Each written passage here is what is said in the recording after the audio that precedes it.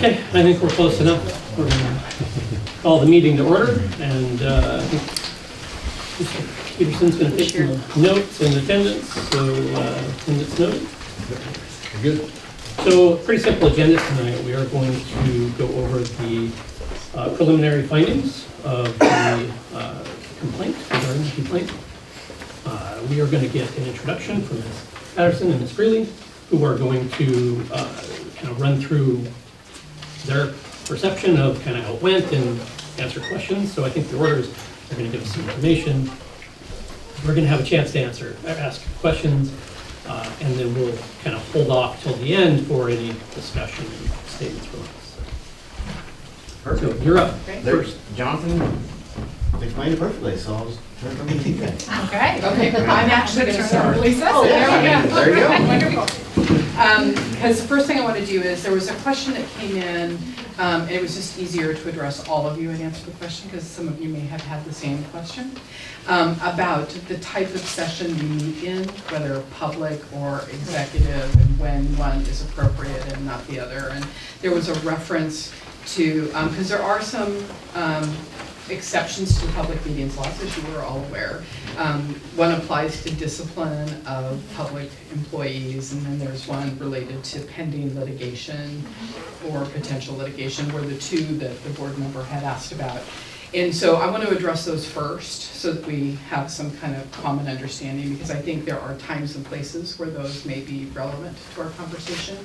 But generally speaking, public officials, such as elected officials, such as yourself, do not fit within the definition of personnel, or that section B that talks about discipline of public employees, right? So, and the Oregon Ethics Commission has in fact issued some decisions in this area.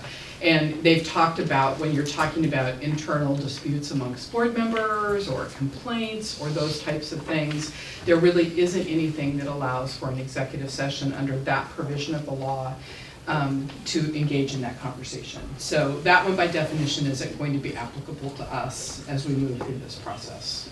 It's the beauty of being an elected official versus an employee, okay? One of the perks of that great job you've got.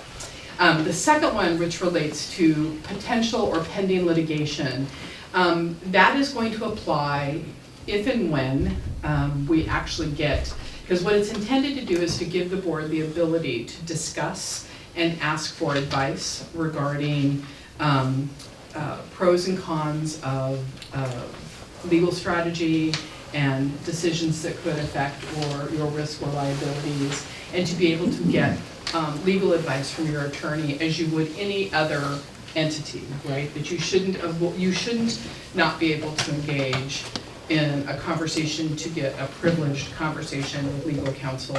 Now, we don't have pending or potential. We haven't received any kind of a tort claim notice from anybody. But, so the pending litigation isn't the best example for us to use, but there may be opportunities where you guys do have questions that are more legal in nature and that speak to the application of how the law works and what the consequences of it could be in terms of liability to the district. And if that's the case, then there is a provision we could probably use, not tonight, but at some later date, when we're talking about an exempt record, such as legal advice that a person could bring back under a document that would outline answers to the legal type questions that you raise. Because sometimes the best way for us to deal with those is to actually think about them ahead of time. While some of us are pretty good at responding to some things generally off the cuff, we do kind of like to want to process some of those a little bit longer than it sometimes gives us when we're sitting here in a public meeting in front of, a couple dozen people, right? So it's not often a bad idea for us to gather up some of those more legal type questions and potentially provide you some analysis, bring it back in terms of a written document, which would then allow us to discuss solely those particular components of it, right? Of the complaint process. The remainder of it would still be public in terms of what your next steps are, how you're going to address these things, what steps you are not going to take, those kinds of, right? So does anyone have any questions about exempt versus public right now? Okay. Then I would like to go ahead and introduce you to Jolly Patterson with Miller Nash, which is the individual that Paula and I reached out to after our meeting on the 25th. Jolly brings a wealth of experience to her role now at Miller Nash as an attorney. She served as general counsel up at Portland Public and was actually board secretary. For 13 years. For 13 years. So has worked with a lot of school boards and a lot of challenging situations. So we basically gave her a call. She was willing to take on the task of basically doing a paper review of the complaint and the exhibits and providing her best analysis of that based on what we had kind of tasked her to do. I'm going to hand it over to her, let her kind of walk through the process and her report, and then we'll pick up after that. Thank you very much, and thank you for having me here and asking me to do this work. And I just want to start off by thanking you all for your service as elected board members. I know that it is a complicated and rewarding job, so thank you for that.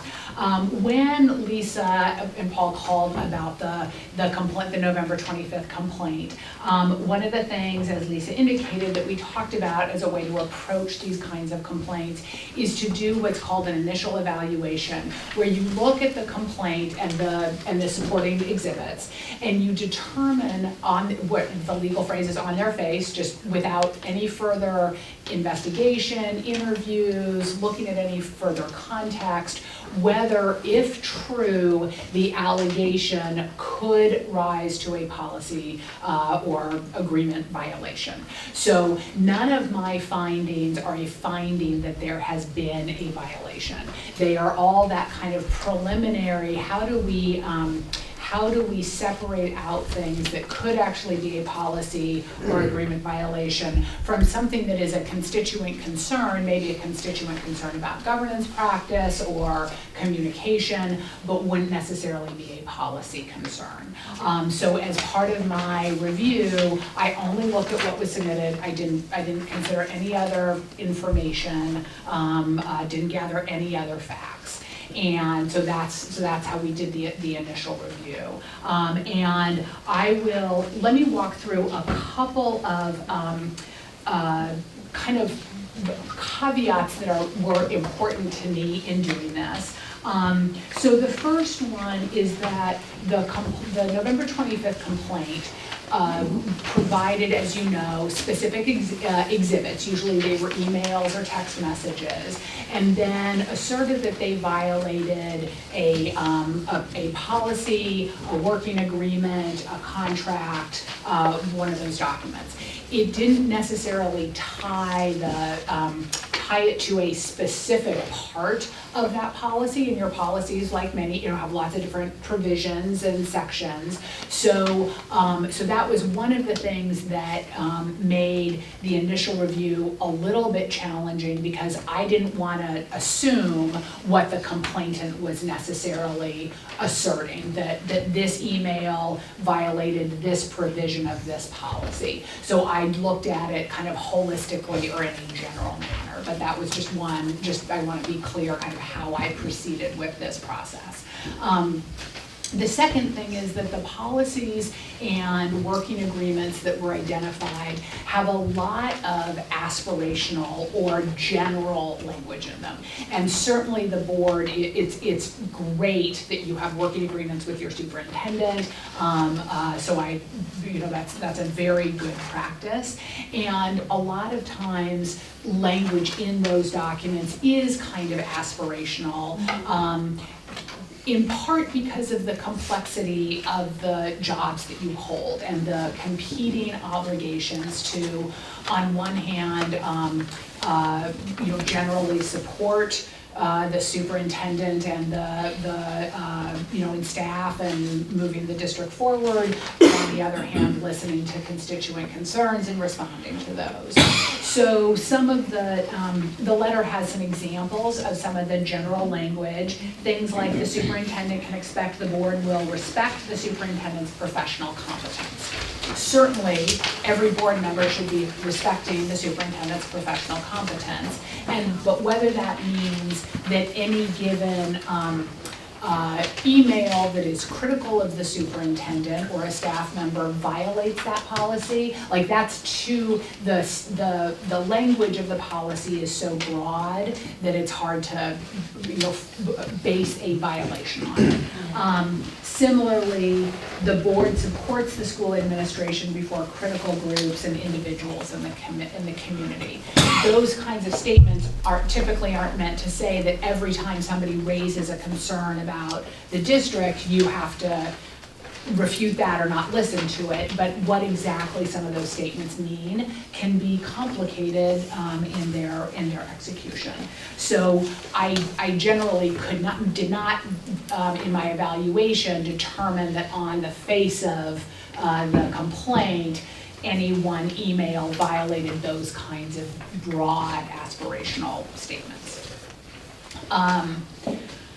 So with that, why don't I know you've all had the report, but I'll walk through generally the allegations that I thought would not be evidence of a policy violation on their face, and then the areas that I noted may warrant or would need some further looking if that's a route that the board wanted to go. So the allegations the general kind of buckets of allegations, allegations about board members before they were sworn in to their elected duties. The policies and working agreements would not apply to board members elect. So I found that on the face of it, the evidence would not support a violation in those circumstances. There were also allegations about discussions of board business with other board members or board members elect or members of the public. And again, I found that wasn't evidence of a policy violation where a board member is discussing board business that wouldn't have violated any of the identified policies. And then the third kind of bucket that I found would not support a violation were allegations about statements that were critical of other board members in the emails or text messages. And again, because on the face of it, while some of those aspirational statements that I identified, you could say that the spirit of some of those might be violated through critique of other board members, but they weren't specific enough. The policy statements weren't specific enough to support a violation. Again, that may be seen as not best practice or supporting board working agreements, but I found didn't rise to kind of that level.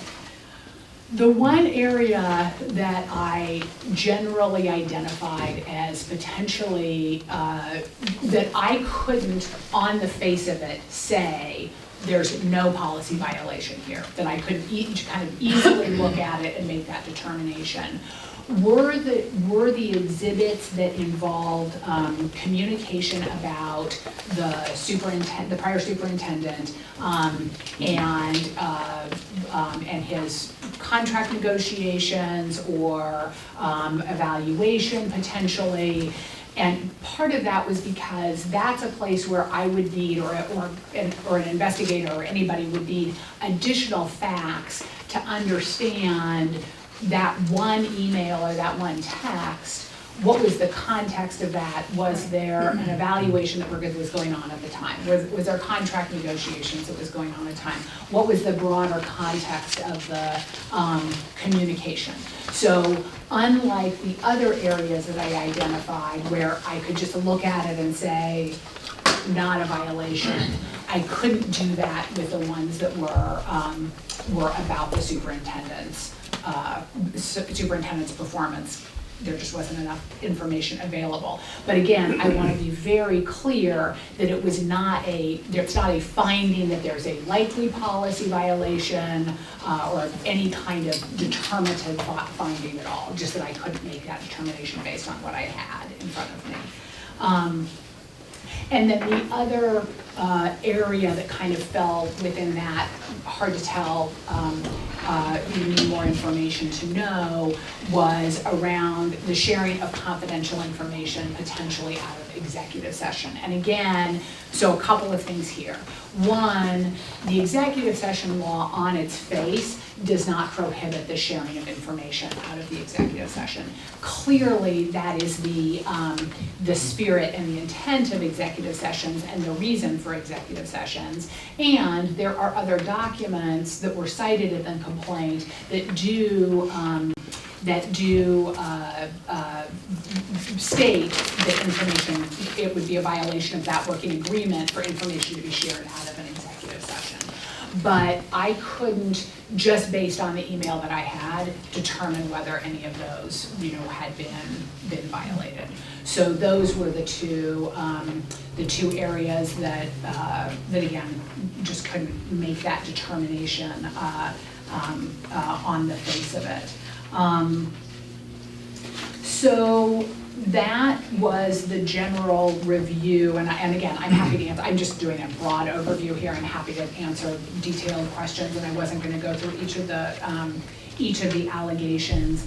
I know I then was asked and finished the letter with some general recommendations. So one of them is around this question of appropriate practices around the evaluation of superintendents.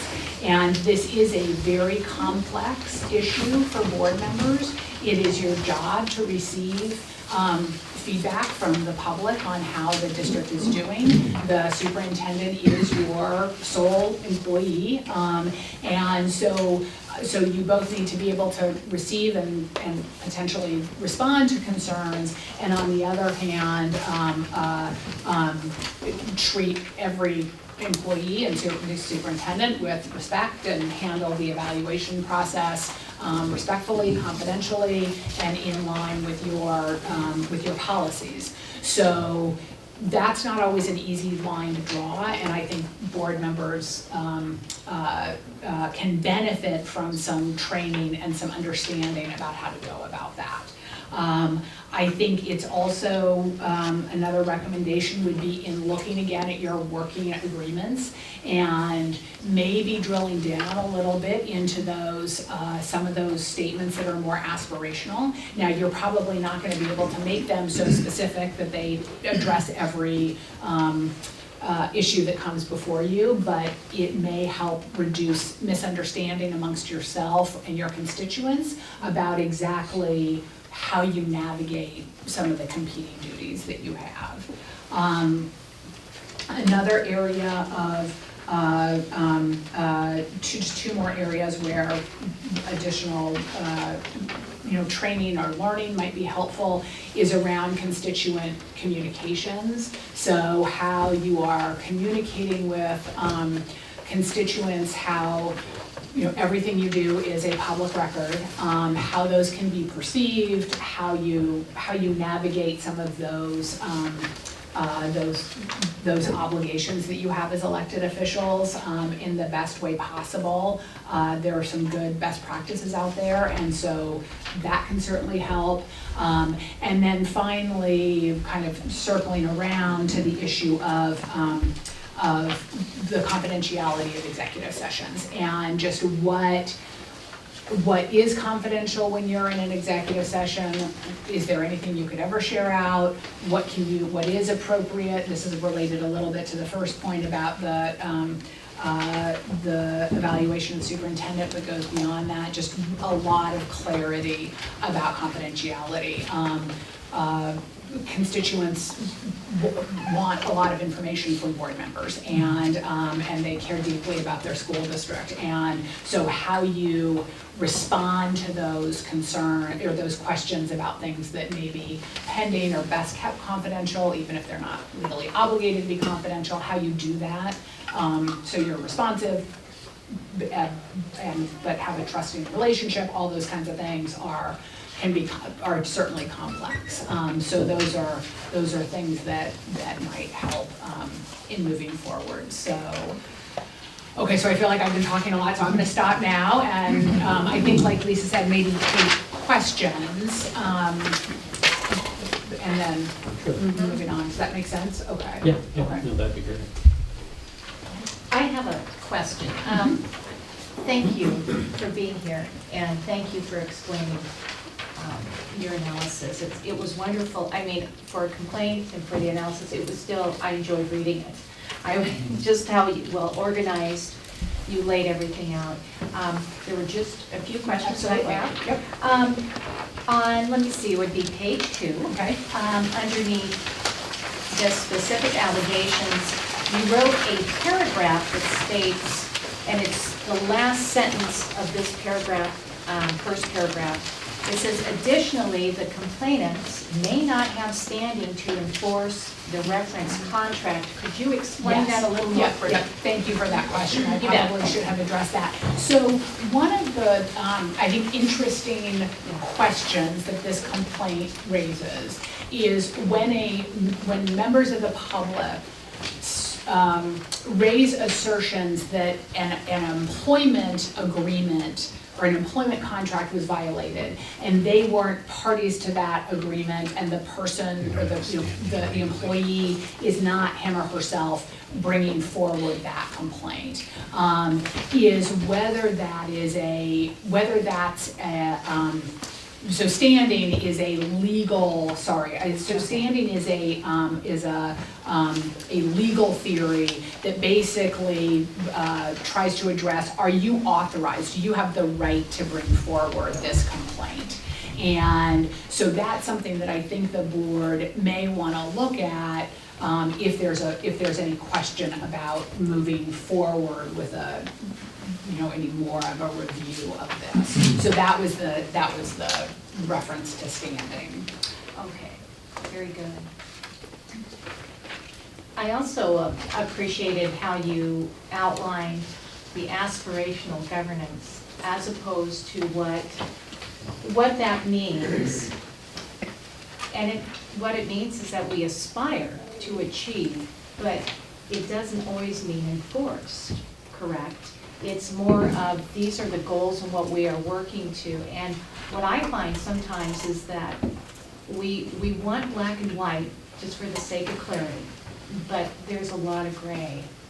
And I appreciate you explaining those wonderful areas of gray that we don't always see, especially with something along these lines. Right.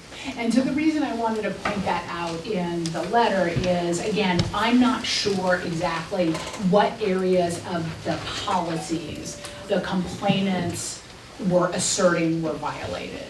But so I tried to pull some of these out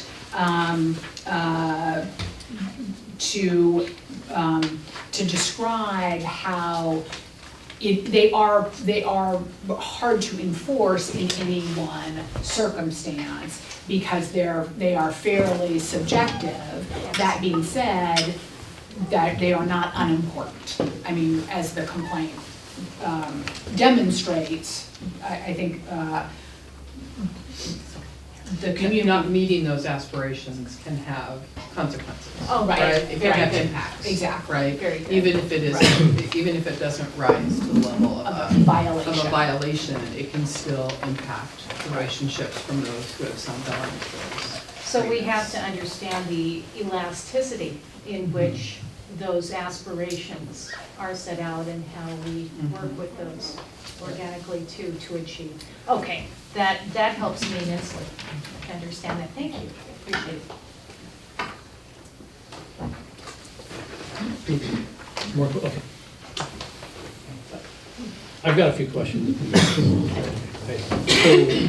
with regard to the first group of information that may have risen to the level of a justifiable complaint. The question that I had, I mean, I was, looking at the analysis, and it says, for example, exhibit such and such could support a finding of a violation of the reference policies, and the district may want to engage. Can you outline the parts where you say it could have? In other words, I sort of went back and reread some of the agreements even Right. just this morning, just to refresh myself.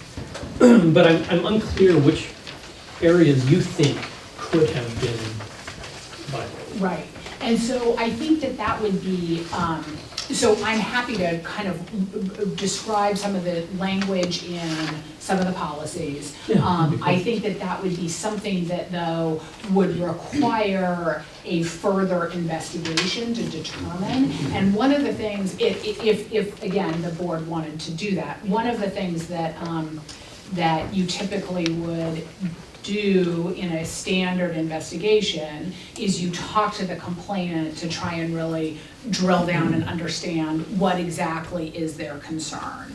And so without the benefit of that,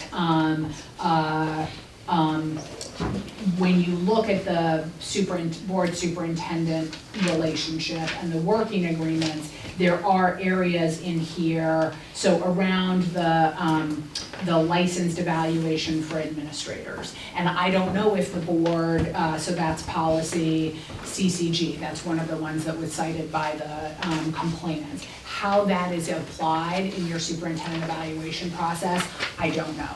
I don't know what your superintendent, because I didn't do any more questioning beyond just what was there.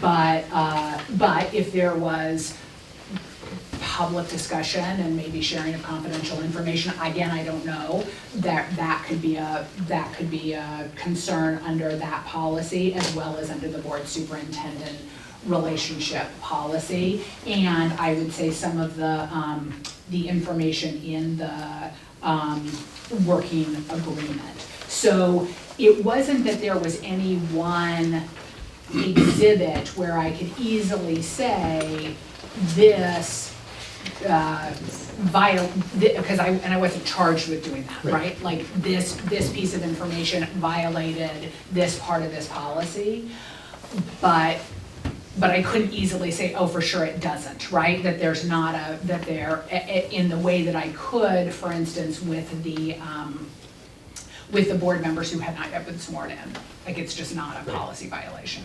So this stage in resolving issues is can be not satisfying because you kind of have a little bit, but not, a fuller picture of how you want to proceed. So I feel like that's sort of it's a necessarily incomplete answer, if that helps. Right, and that was my question too. But when hearing you say that on the face of it, this is what I can determine, really makes a lot of sense. So thank you for that explanation. Right. I mean, I am not, like, again, this is not a finding of a violation. Right. That's not and I think that can be confusing at this point. That was It's just saying somebody my is, question as well. So You just need more an factual explanation context. of the language. yeah.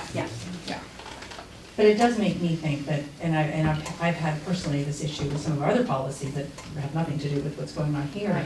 where I just felt like the language was very vague and unclear. And so, we can talk about it later when we decide our next steps, but it does make me really want to take a look at our policies and make sure that we understand what they call us to do and not to do, and that they're clear and well written, just as a best practice. Along those lines, our working agreement has changed. Right? Significantly. So greatly. It changed with superintendents, and so we have a much more vague and broad and small working agreement right now. So that's kind of opposite of the advice of drilling down and clarifying.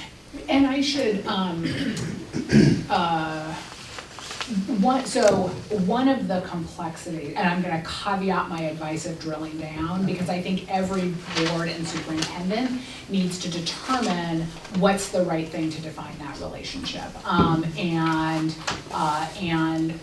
you can't set a policy or an agreement that will meet every circumstance. And will give you just a roadmap of this is exactly what I do. That's what governance is. And that's the art of balancing responsiveness to constituents and trust with board and superintendents, and how you do all of that is you know, that's what you were elected to do. So in some circumstances, a more detailed agreement can be helpful, but it also can tie your hands and equally be misunderstood. So there's kind of, you know, pros and cons both ways, and that gets into a different topic of how you do, you know, your board training. Some of it seems to me has to do with process, because at least our process in developing this new working agreement was very collaborative, it was facilitated, it felt like a very healthy process. And so I think by virtue of having done that, you end up with a product that everyone has ownership in, is bought into, and hopefully mutually understands. Yes. And it almost means that, you know, when we do hire a new superintendent, every time, you obviously want to go through that process with individuals, because there can be a lot of difference in how people understand certain things. Yeah.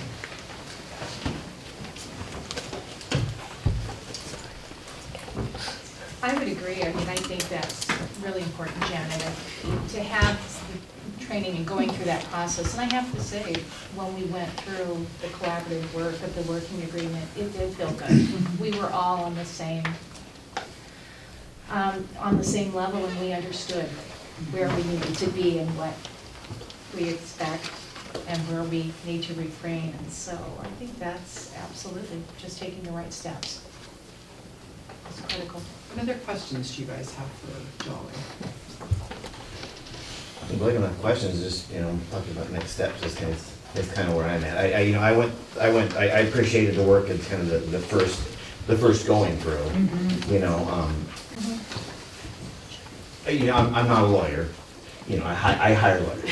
I do on business, I hire, you know, and I try to do what they say, you know, it's like, I get lost in the lawyer language, and as I went through this, I looked at things, you know, you clearly laid out ones, that these ones don't rise to it, but there was, all throughout this, there was some language in each, many of the allegations had, in your evaluation, some of them, 6 or 8 or 10 of them, I can't remember the names, but, you know, all of them have some language in them that says this exhibit could support an additional steps.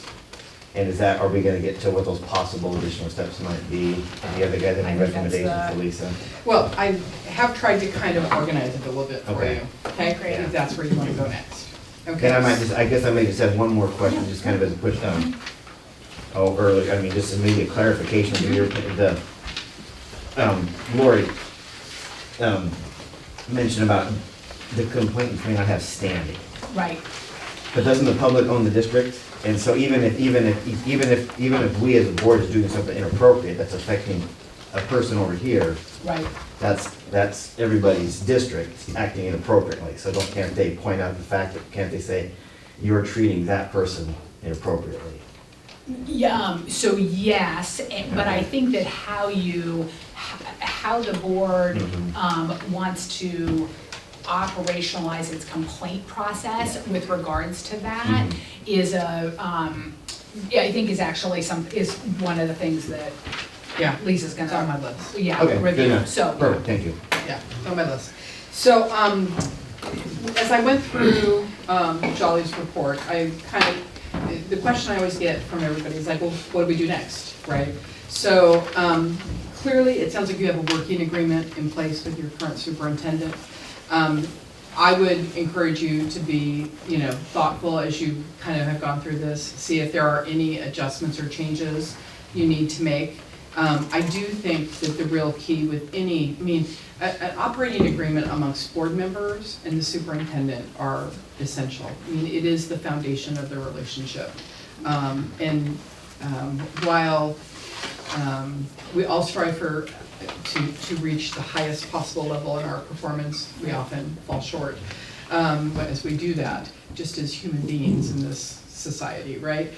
It is something we want to continue to strive for because it does impact the relationships we have, right? It does affect the ability for trust and communication because whatever working agreements you have, and as long as you have a common understanding of what would be violations of those and the sharing of information and how you handle constituents issues and those kinds of things will better allow you to engage in the conversations you have to engage in here, and it will empower and create trust amongst all of you to engage in those conversations because they really need to be happening, whether they're happening in the evening, over a social event or not, they need to come back here so that you can all have them together. And you all have to feel confident that you can share and work with each other and not feel that one or the other is going to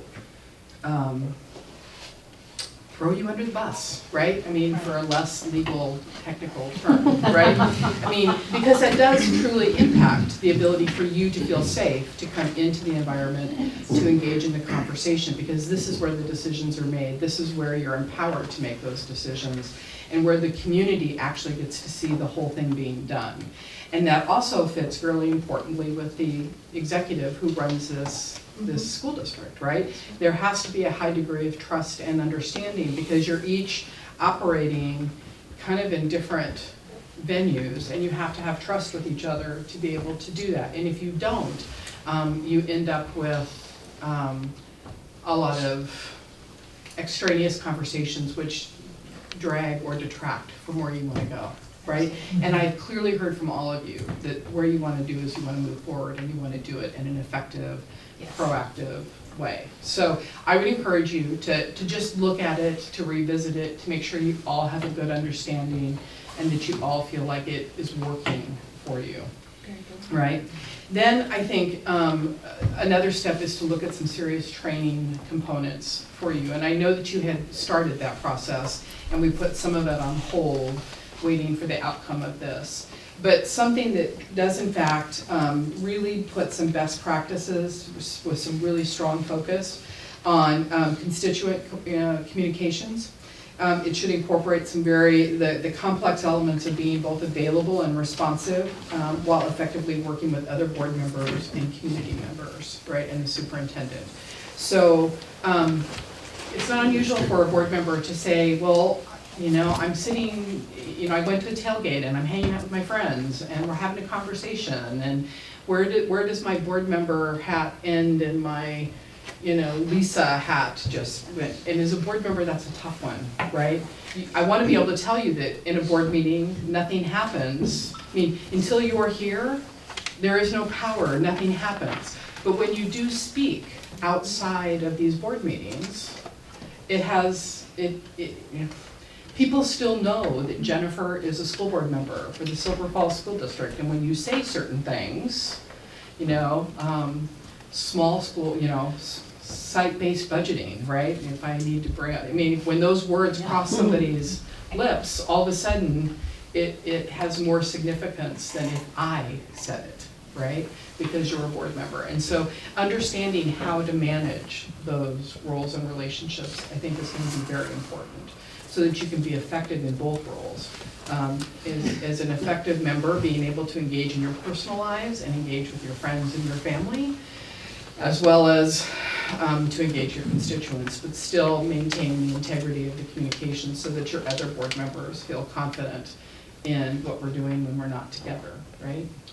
So the training really should incorporate some guidance on how you carry out the balance of those official duties and your personal relationships.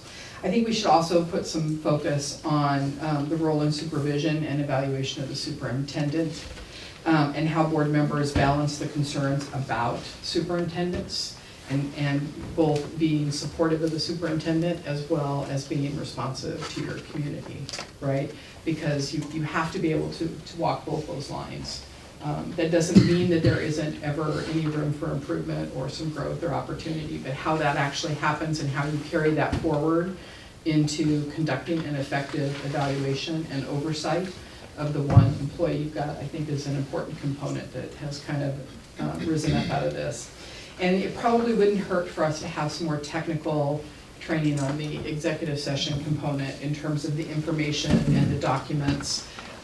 Because while there isn't anything that, states in law that we will put you in jail if you violate an executive session, there too, it's possible that some of that information may have been privileged under other laws, so we need to understand how those other laws impact those records and the sharing of that information, as well as that the spirit of it, as Jolly mentioned, when you share information outside of it, what does that do in terms of the effectiveness of your executive sessions, which are really an important component of how you manage and govern the school district. I have a quick question for you. So when you Yeah. have community members that approach you that know information about executive session information, and they're not supposed to know it, Yeah, that happens all the time yeah, in this town.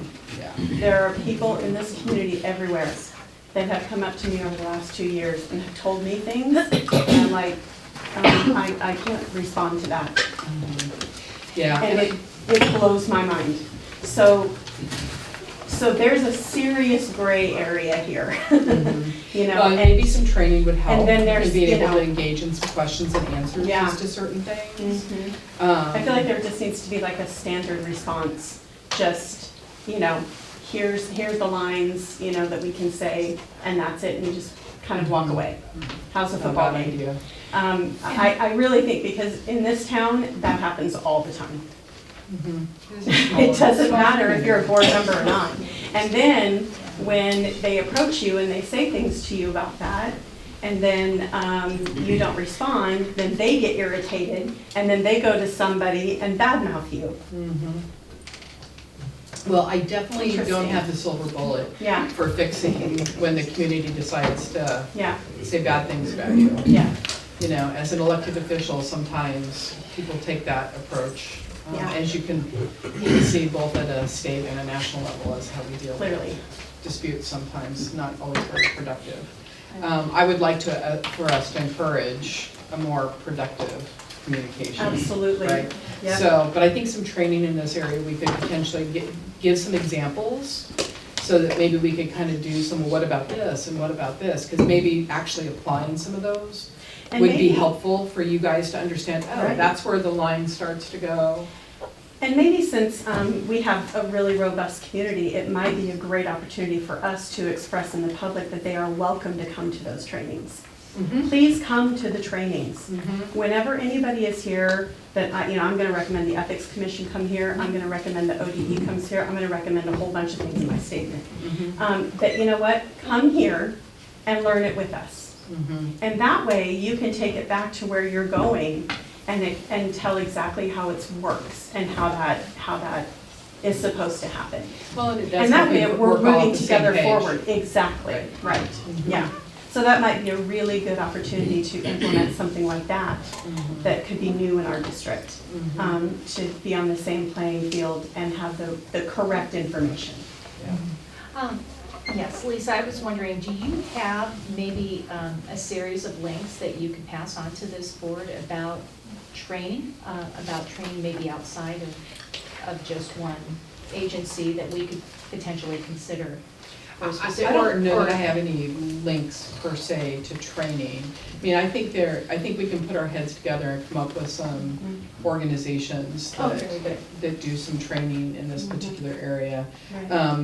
And I'd have to hear a little bit more about Shelley's idea of what she wants from ODE. Okay.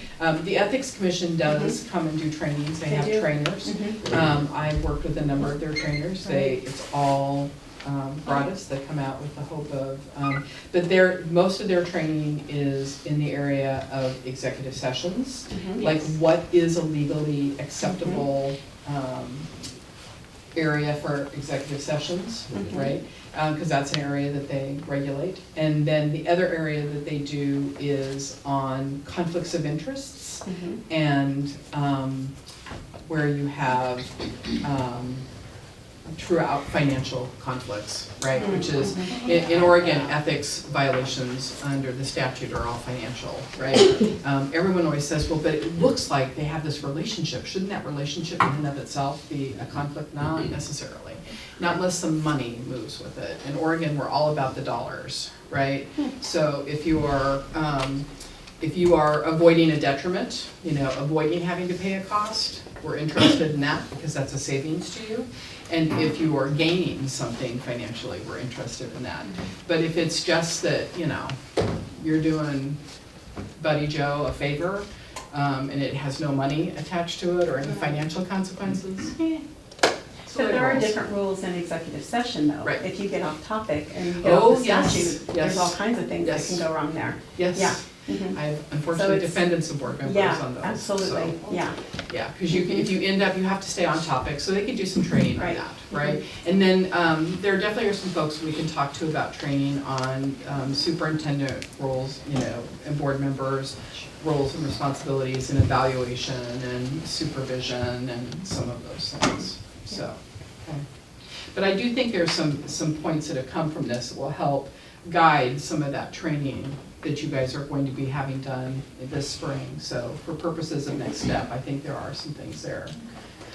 Now, moving on to the last category, which is the ones that Tom has kind of identified, which are, trying to identify what the next steps for those items which have been identified as potentially inconsistent with district policy, the board superintendent working agreements, or the superintendent's contract. It might be, obviously, you have a variety of options for you, but I'd like to throw out to you that if you're interested in moving forward with an additional review, which may be what you're interested in, that there are some foundational kind of questions we may want to have answered before we begin that process. In the sense of, as Jolly has identified, one of the things we may want to ask is, does our current complaint procedure,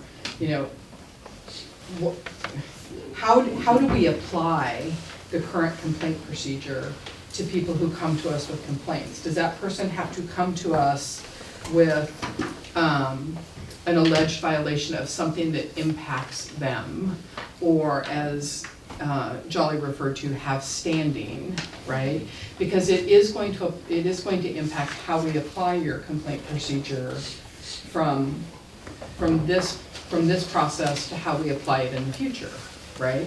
And I think that Tom raises some good questions about, well, does that mean that that the community as a whole, as a taxpayer, has a vested interest in the value of how those dollars are spent, and are they spent wisely and legally and all of those things? Or is it more narrow and that the person should have, like a parent who comes in and the complaint revolves around their child, not the neighbor down the street's child, right? Unless it's the neighbor down the street's child who's impacting their child, right? Do you see what I'm saying? I should not, the question is, should I be able to come to the school district and complain about my neighbor's grade, the grades that were given to their child, when it's not my child, right? And that's a very simplistic interpretation of trying to figure out, how does this complaint procedure apply when it comes in? Or do we just say that if a person comes in and I'm the person bringing the complaint and it's about Steve, my neighbor kid, who I have no responsibility for, that that's not an appropriate use of our complaint process, because I just don't have any interest in that besides being a nosy neighbor, right? Okay, or something along that lines. I think that may be, because I think that answer will help guide us if we want to ask that question and have someone do that work for us. I think I've had some board members ask me about liability pieces that come with this, and I think that would be a follow-through in terms of what liability might or might not occur as we pursue further review of these particular pieces. And I think that it's also possible for us to look at potentially separating some of these, because remember, some of these speak about potential violations of policy and working agreements, which are completely separate and independent from, say, a contract. Right. right? Provision, and that may be handled differently than something that may speak to a contract violation, right? So I think there are some, if we're gonna move forward, and I think there is, I've heard from some board members that there may be some value in moving forward. There might be some additional questions to try and answer, which will help guide you as to what we move forward with, right? In terms of, if we're gonna move forward and ask someone to come in and do something for us, what does that look like? What is that charge really going to be in terms of the scope of review they're going to bring? And the answers to these questions might help guide you. I think with regard to standing, from my personal perspective, I'm not concerned, right? So I'm just gonna throw that out there. I'm much more interested in understanding and learning if I violated a policy or a contract or a working agreement, even if unwittingly. I'm more interested in knowing and rectifying the problem than I am worried about who has standing. So I'm gonna throw that out there, just my 2 cents. That's not a concern for me personally. Yeah, I would say that that's my concern as well regarding the allegations concerning myself, is that I want to be clear on, what further information is needed from me, and then, what's the analysis.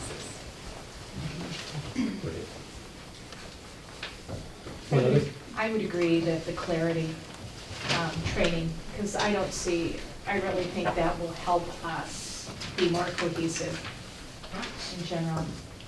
Well, and some of that's already occurred. I mean, a lot of this occurred, I learned things since the Right. records that are in question were created, right? Right. So, I mean, this is 6 months ago or more in some Right. cases. Right, exactly. Yeah, some of these records are 2 years old. Yeah, right. Yeah, I mean. So in some respects, I would say, I've already actually learned some things and have changed some things. Yeah, when we had to turn over our records, that was a learning experience. Absolutely. Yeah, I would say, I'm in agreement with Jonathan and Jennifer, some additional steps, I think is the term. I was just kind of looking at them again here. So much of them have to do with executive session and administration and superintendent. And they need to be, I feel strongly we need to have a further investigation, I'm not sure the proper term. We're in the process of hiring a new superintendent. And if we don't take this seriously, if executive session and hiring procedures around our superintendent and our admins and what we do in executive session are just kind of loosey-goosey, who's gonna wanna work here? I think we need to take it seriously, because executive session and the trust between the administration and the board is everything. Because if they don't trust us, they're not gonna tell us stuff. Their admins are not gonna work hard, they're not gonna extend themselves. They're not gonna take chances for kids. If they feel that we're loosey-goosey with the information and something they may share in executive session about a sensitive issue, or an administrator may need to share with us about something, they're not gonna share. So, I think it's serious, so, yeah, so It isn't there a difference though in exploring the policies that you've identified as areas of training, areas where we need to make sure we understand what our responsibilities are. And an additional legal investigation of these complaints that involves trying to figure out which part of which policy was being complained about. I mean, that's a whole lot of digging into these specific areas that I'm not clear how that serves us. I completely support how you two have both identified, here are the larger areas of what these things are related to and where we need to improve how we work. I get that, and that's on us, and that's our training, and that's our time. What I'm not convinced of is that it serves the district and the work that we have before us to spend additional time and money trying to understand, as you had said, to parse out what were these potentially violations of, which policies were they referring to, which provisions and sections of the policies were they referring to. That's a whole legal investigation that I think is separate from the issue of training. Oh, I think very clearly, as I've outlined the next steps for you, the next steps would be potentially a conversation and a review of your working agreements with the superintendent and the board. One would be training, and then one would be a third category of what do we do with the ones that are not easily dismissed as not rising to the level of a violation of policy or procedure. And what is the answer that we send back to the complainants, right, on that, right? Right. And that could be broken into a couple, I mean, as I've identified, that could be broken into answering some kind of threshold questions, which it sounds like may or may not be crucial, as I've been listening to Jonathan, Jennifer, and Tom talk about, the whole issue of standing and some of those kinds of pieces. And it might even be that we separate out some of these and say, there are ones that are identified in here that address solely policy and, say, procedures. And maybe we have somebody look solely at that and then not do a further review of what happens with, a contractual provision that is expired, over and done. I don't know. I like that idea a lot, because I think this has to be organized a little bit more tightly if we're gonna move any further, and I like your idea of this works in this category, because to lump them all in the same basket is just, Well, I just think they bring different issues. Oh, with them, absolutely. Right? From my perspective as your counsel, they just bring different issues with them, right? But it doesn't mean that you have to do it that way. You can include all of them. Sure. Right? I mean, I'm just giving you suggestions. You guys are empowered to make the decision. Well, I have a statement that I'd like to read. Would this be a good time, Jonathan? Well, I want to make sure there's a couple of things I'd like to make sure happen first. One is I want to make sure if there's any further discussion about Lisa's update, the part you just added, I want to make sure we have it. The second was, 5 of us were named, 2 weren't. I've heard some from Tom. I want to make sure I hear from Irv. I kind of give a little bit of deference to what you guys have to say as somebody who wasn't named in it. I mean, I'm going to be biased in my own opinions, right? But I kind of want to hear what you guys have to say, and I haven't heard from you. Well, and clearly, oftentimes I get chastised for not saying enough. But I try to listen, and my concern, and I've said this on the phone, and it's hard to be clear on the phone, is I feel like our boat of transparency has been sunk aboard.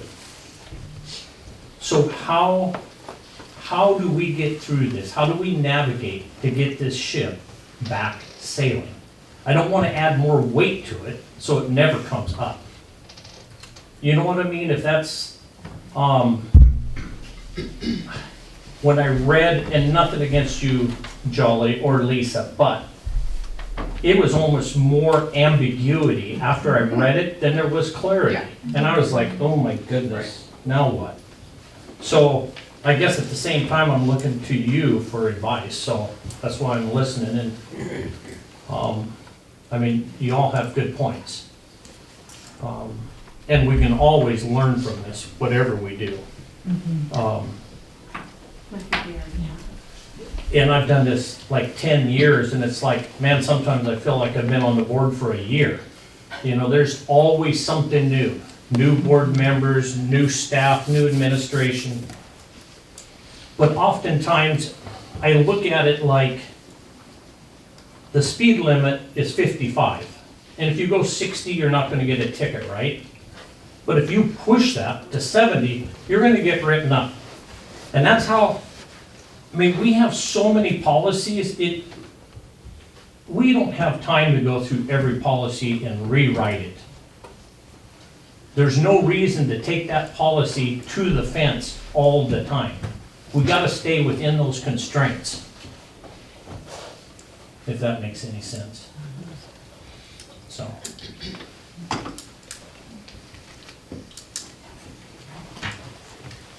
Well, yeah, I mean, I think I kind of just, I'll reiterate what I said, and I'm kind of with you, I mean, I'm in my 9th year. And I can't believe I'm one of the old guys on the board now. But yeah, to me, it's about trust, and I'm looking at this, why would, that's why I want to that's why I want some more steps to really drill down on what these violations meant and where they were, because it's about, and it might be painful for some, but it's about establishing, you gotta, maybe it's a little bit of penance, so to speak, but it's about, that's how you might regain the trust, so quality people will want to work here and have a trusting relationship back with us. It's kind of a, you know, it's Catholic in me, but it's some penance and it's an act of contrition. You gotta go through it. So, I don't know, I don't know what these additional steps will look like, so I don't know, I mean, I'm for that, whatever you think that might look like. I just want to say something, Tom, to what you stated. I think for us to believe that the trust has to be completely corrected or cured at the board, I think we have to be careful, because there are many layers within a district. And just like our political scene now nationally, there are various groups. And I'm not sure if correcting one area is going to take care of everything. Do you see what I'm saying? As far as when it comes to trust and transparency, that takes time to build and rebuild. And I'm not sure if an additional investigation is going to do that. Do you see what I'm saying? It's going to take steps of just being consistent and to build that over time. That's my feeling, and perhaps I misunderstood what you were stating, but I'm not sure that it can all be rectified with an additional investigation. That's where I'm coming from.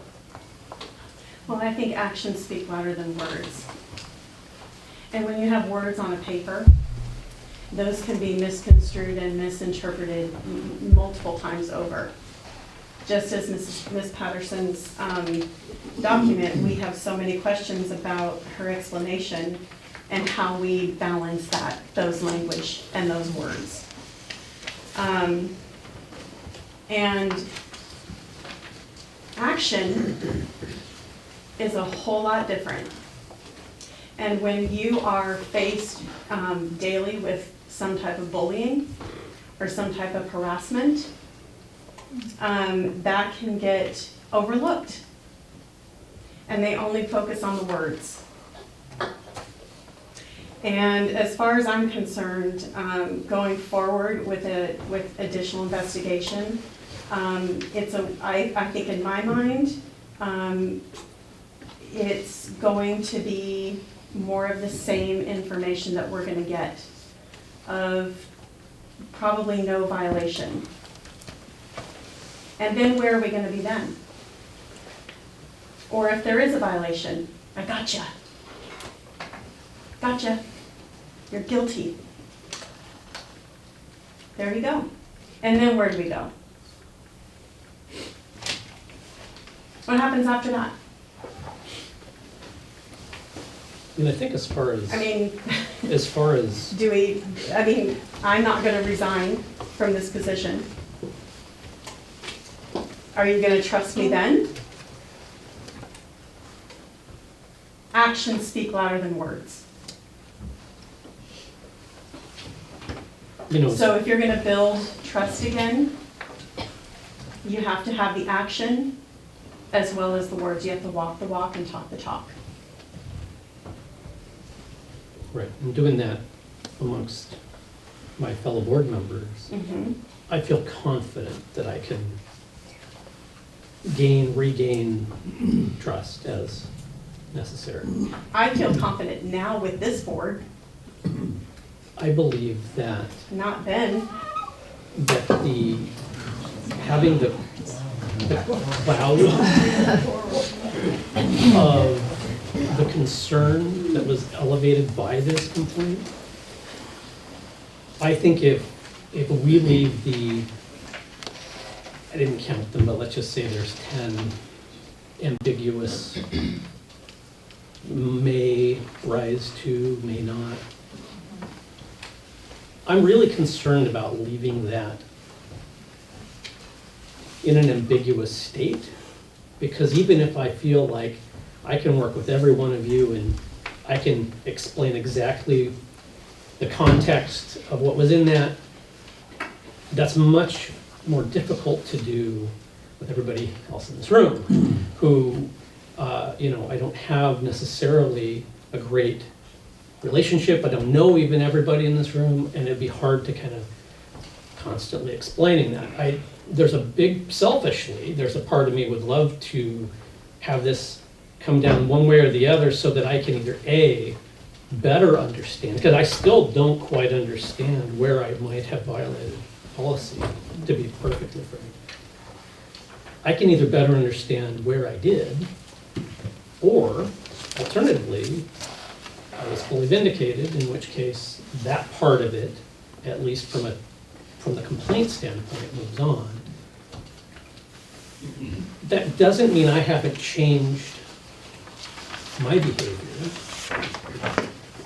Like everybody, I'm human, I live and breathe like all of you. I'm gonna make mistakes, and I have. I'm not sure those were my biggest mistakes, but they're the ones that I'm currently working to try to get clarity. And, go ahead. I agree with that. I mean, I think you stated it well. I think, in addition, the constituent communication training is good, although I've totally changed the way I do that anyway, after handing over records. So, I agree. For my part, I mean, again, I hate to spend more money. That's really hard. But, for my part, I would want to know more. For one way or the other, I want to learn more.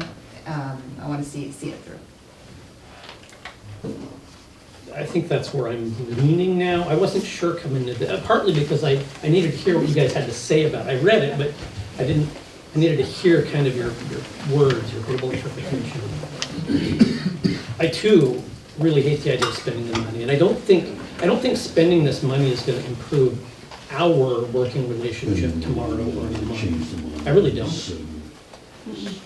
But I do think it may put a little, one of the options on the table, we could as a board make a motion, move, and dismiss the thing outright as of today, right? That's an option. But I don't know that that's going to allow us to get to where I want to get, which is to where we're focused on the business of the kids in the district.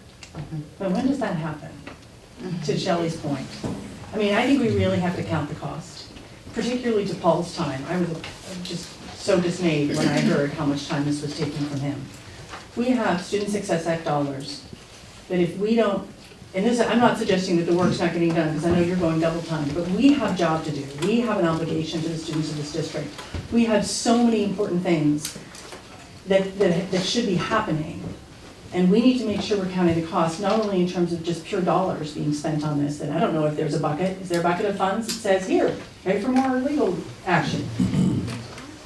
But we are putting aside other work that should be happening. And if we send $2.5 million back to the state of Oregon because we didn't get around to making sure that we did the work that we were supposed to do, that would be a very expensive exercise in putting this to bed or letting this to rest.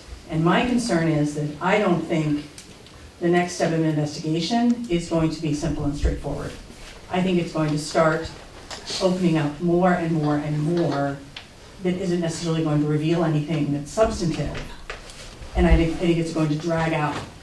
And so my question is, when do we get to work? When do we get to start serving the students of this district and doing the work that we were elected to do to assure excellence in education, to support our superintendent, and to get on with hiring a new one? And that's, we just need to be very, very aware of what this costs us. Because I don't think it's going to be, I mean, maybe you guys can shed some light on that. Maybe we'll be If I open can and shut, but, speak to that. yes, please, Thank you sir. for bringing up the concern. I just want to set everybody's mind at ease that we have really talented people working in our student success application stuff. We've got a good roadmap. I have 100% confidence that we're going to have a solid plan that's going to do the right work for the right kids in the right way. So Okay. I don't want people to be worried about that. As far as I can, my 2 cents here is that the most important work for the board is this right now. That sets the tone of the whole district. And it does, everything the board does and how the board operates does have a ripple effect throughout the entire district, and it does reach the kids. So there really is nothing more important for the board at this time than this. That's my 2 cents. Thank you. Process-wise, our policy requires us to be done with this by the end of February, right? So we, unless the parties agreed to some mutual extension. So when Paul and I were doing our due diligence to try and figure out a variety of ideas and options for you to look at, one of them was for us to reach out and speak to someone as to whether or not there was someone who could do this work. There is, and that individual has indicated they would be able to start that process. I think the firm indicated early January. So, I mean, we felt like it was imperative for us to be able, if asked that question, to be able to respond to you with that. So, and I do think that how we set the charge basically impacts some of the concerns you raised, Janet, right? Like, we should not allow an investigator just to come in and say, hey, tell me how you feel today, what's bothering you, right? I mean, it should be a focused, I mean, if you decide to take that approach, it should be a focused, targeted, not just open, open, unended, non-ending. And I think most investigators, has been my experience, is they want a clear charge.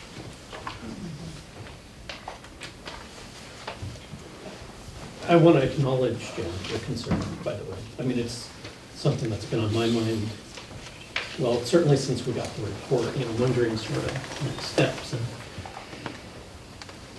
there's a big part of me that thinks spending the money ultimately isn't going to help the kids, but to Paul's point,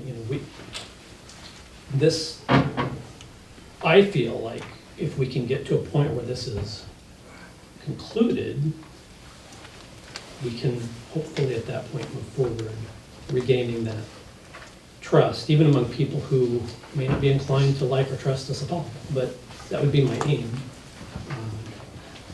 And that's also projection, a little projection, because that's sort of how I roll. Not everybody rolls that way, right? So I don't know if it's going to work or not. I mean, I'm just being honest. But that's one of the reasons I wanted these guys to weigh in, because I felt like as 2 board members who both have been around a while and are not named, I wanted particularly to give some credence to where you landed too. Or do you have any more? Well, I agree with Paul 100%. I would never pick or choose to do this to any one of you, but being it's happened, now I feel like it's our responsibility to respond to it. It's not easy, but now we have to do it. If we don't, the what ifs are way bigger. What if we didn't, what if? Well, and it just leaves everything Yeah, hanging, right? Anybody who thinks we violated a lot of policies has reason to think that's still true, and people that think we violated no policies has reason to think that may be true. And I'm not sure that leaves us anywhere. So that's my like I said, I wasn't sure walking in here kind of where I was gonna be, but I think that's where I'm at. At the end of this process, that you maybe, would there be a judgment? A finding it. Judgment is a big word. Yeah, no, I mean, you know, you say, and we're gonna do this, and we're gonna accept someone's, unbiased partner. I think you guys have control over what the charge is that we give, right? So Tom, I think it could be a yes to that all the way to, all you want are recommendations, right?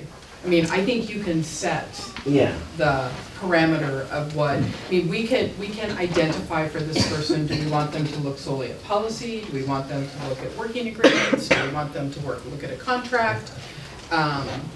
Do we want them just to come back with recommendations for, you know, what to do better? Do we want them to establish, you know, whether a policy was in fact called into question and was not handled properly?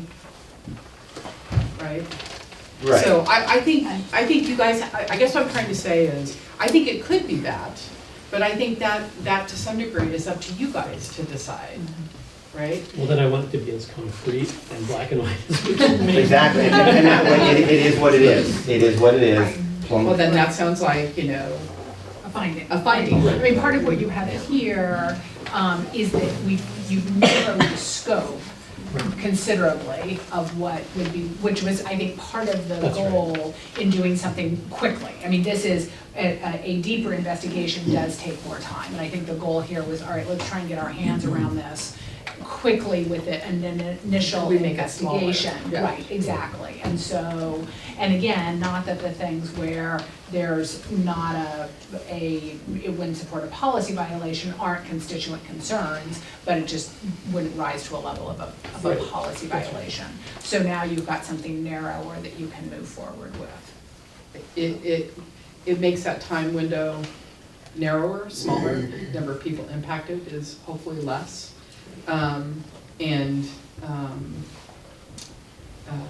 You know, the cost of it should be less. The corresponding nature of that is the cost of it should be. Because it should go faster. And estimating that is still gonna be difficult, right? Yeah, it's gonna be tough. How much did this one cost? You know, I don't know exactly what the number is as of today or what your budget was, and it would be a different person who would be handling, like, the next set of like, a more in-depth investigation, so I think We that's would what use we a had different- talked about. And Right. and I might, you know, we kind of discussed this process at our last meeting when we decided to do this, and we discussed that it was probably gonna be a two-part process, and we decided to engage in it, and it's like, well, yeah, this is what we thought it was gonna do, Yeah. and, yeah, so I mean, this is. But we did say that you did say that the price could be $20,000 to $30,000. Yeah, this portion of it not. I think, my guess is this one will come in close to what my original guess was, at the low end of that, but I don't know, because we haven't, you know, I haven't seen a billing yet for it. I do know that the individual we talked to about doing the additional work has, on a per hour basis, will cost us less than what we're paying right now. And there would be less travel, it's more local, I mean, there just are some other cost savings that would come with it. But yes, Shelley, we could be looking at $10,000 or $15,000. Yeah, and I could be high, but, you know, I mean, it could, if someone came in and spent a couple of days and then developed a report, I could easily see it being in that ballpark. Could you talk to that a little bit? I mean, the money part of it. We can afford it. You know, the money in the general fund will support the work that needs to be done. So, I can't recite off the top of my head what an account balance is in our legal expenditures, but even if we do have to do interfund transfer, or reappropriate some funds from the contingency. That's why we have those things like contingencies, is to appropriate for unusual circumstances, which this certainly is, so. Did we had a discussion at the last meeting about the financial scope of what it might cost. Yeah. Are we still within that estimate window, you think? Yeah, I think so. Most of your legal fees are a fixed cost. Which helps, right?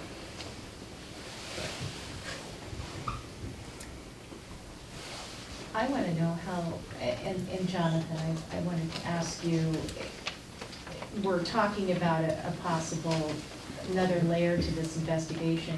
Is that going to prevent the board from doing work from here until the end of February? I mean, I'm a little concerned about, are we starting to hit the pause button when we could still be doing work? And that concerns me greatly. Yeah, no, it's a very valid concern. I think the reciprocal of that is that there's certain work that might be difficult to do if we didn't just try to get this to a more concrete conclusion. And I'm just as concerned about that particular question, right? And, you know, we agreed, I think it was in our last meeting, certainly recently, to pause the superintendent search to some extent pending the outcome of this. I mean, that was one of the factors that was in play for sure. I'm sorry, I don't see how this would take up board time. This is, we would have somebody do this, and I don't see why it would stop us from, I don't see how it takes up any of our time. No, I think it's really related, and I might be speaking for you here, but I think it's related to the fact that one of the factors that at least went into my thinking regarding the superintendent search pause was sort of this cloud. Yeah. And to her point, should this proceed for another month or two, theoretically, that may be paused, but I don't know that we have, I don't know that that precludes us from moving forward either, right? They're not completely tied together. I mean, there's correlation, but I don't think that that would preclude us from moving forward should we choose to in our next meeting or in the following meeting or whatever. So I'm certainly open to people's ideas about that. I think superintendent search has to be an agenda item on a near-term future meeting, if not the next one, certainly the one after.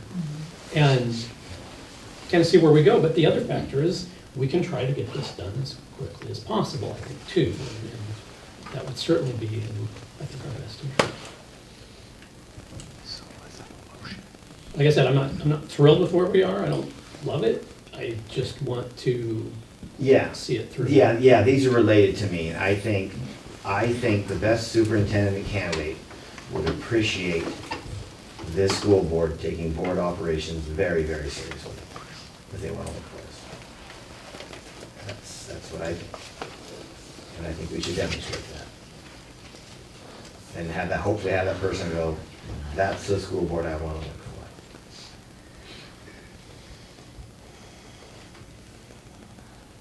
Well, then I will have to say that my attorney will be involved in this, and I will be, we will take legal action. Okay, I don't know what that means. Well, I'm just Sure, gonna, yeah. I'm gonna have to get my private attorney involved in this. I'm fine with giving over information, you know, the whatever's left on your report. That's fine, it's fine, but I'm not gonna continue to be put in a position where, where other people aren't gonna be held accountable for their actions as well. And a lot of things need to come to light. And this could, it's not gonna be a good thing for this district. So I'm just gonna, if you're deciding to go ahead and go forward with it, with continuing the investigation, you can have my documents, that's fine. I'm happy to talk with anybody, whoever you hire. But I will be having my attorney take legal action. Because there's a lot of information and a lot of people and a lot of emails and a lot of texts that need to come to light. off of personal computers, district computers, and such. And there's gonna be, if you decide to do this, that's what's gonna happen. So I just want to put you on board. Are there texts and emails and communications you have pertaining to these items that you haven't shared? No, no, from other people. From other people that I've seen. Yeah, I'm not sure what that, I'm not sure That what I've those are, seen, Shelley, so. and that I've seen, and, you know, that there'll be a new records request. So, Okay. I'm just gonna put that out there right now, because, if things are gonna come to light, and we really want a black and white answer, and you want a concrete answer, then there's gonna be a heck of a lot more things that need to come to light if you want concrete answers. And, this is the last straw for me. I'm tired of, you know, being ridiculed, and I'm tired of being harassed by people in this district, and, this is it. So I wanna say that if you do move forward with this, then you're gonna have a very long legal battle. Now, one of the things I wanted to bring up is that when we're looking at this information, it really did have to do with different administrators at the time, and we are now in a new leg where we're now working with Paul, and so there has been a lot of changes since the date, and I think that's another thing that we have to look at as well. So if it goes in that direction, we should be very specific about what needs to be investigated, is all I'm saying. Because so much change, I mean, each day there's a change, you know. But when we look at what this public records request, where it was in its time and place, and where we are now, the landscape is very different. That's what it is. Yeah. I would like to speak to Shelley. That concerns me a little bit, Shelley. I know, it does. Not on my part, but on the district's part. I agree. Is that something that you could hold on to till we get done with the findings? Because what if they don't? Nothing comes of it. You're probably right. You know, and just kind of a little bit of restraint might be worth it for you and the district. So just something to consider. That's a good consideration. I've been Thank you. restraining for a long time, Thank you. a long time. And I think you know that.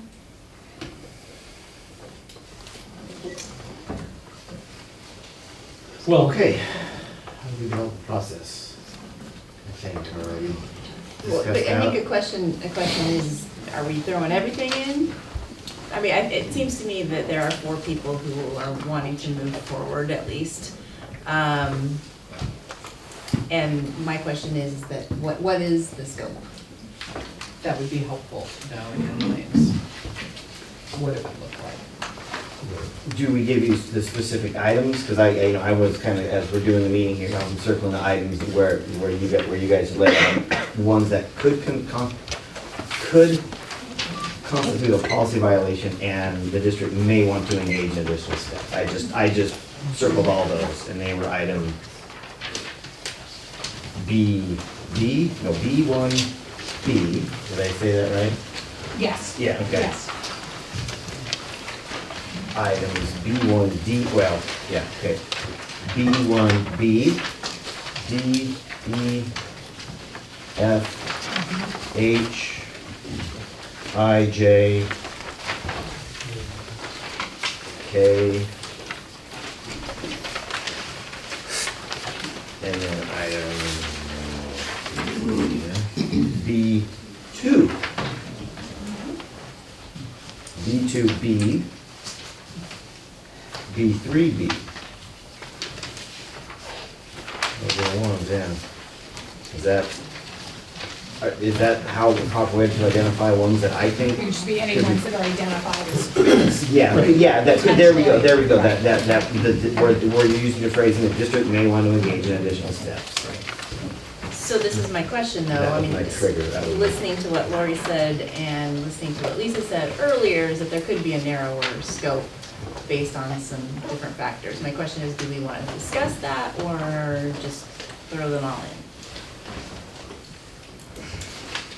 Well, it would be contract versus policies. Right, I would and put the agreements. policy and the procedures into one bucket and the contract into a separate. Well, and I wonder about the operating agreement because it's. Yeah, I put that as a procedure type thing, sorry, Jennifer, that was a good question.